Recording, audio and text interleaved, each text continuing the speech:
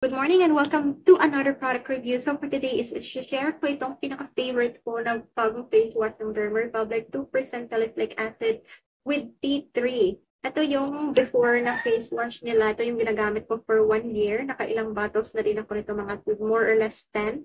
Ito yung niacinamide with botanical extract. So ito yung ginagamit ko for 1 year.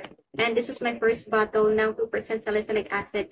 Para kasi to sa mga oily skin, acne-prone skin, may whitehead, blackheads. Kasi yung pinaka-main job ng salicylic acid is to unclog pores. So other than hormonal acne, I have oily, acne-prone skin, hormonal acne, combination sensitive. Yun yung skin type ko. But more on hormonal acne yung acne ko.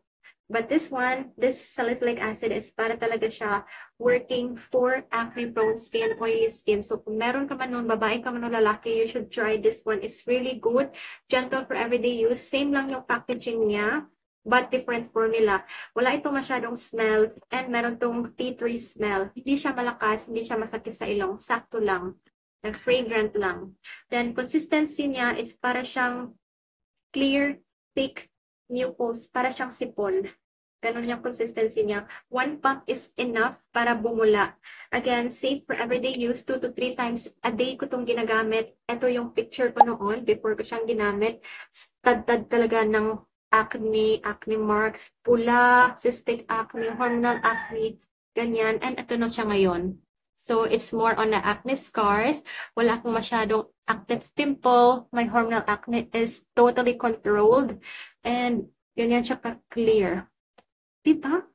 Ang ganda. Basta salicylic acid talaga yung pinaka-best friend ko talaga.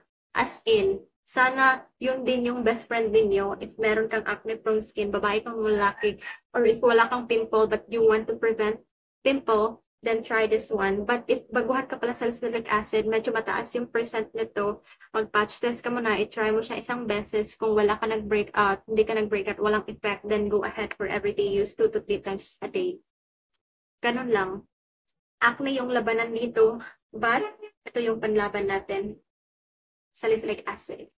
Okay, andyan lang yung link below para hindi kayo mapunta sa mga fake products or sellers. Okay?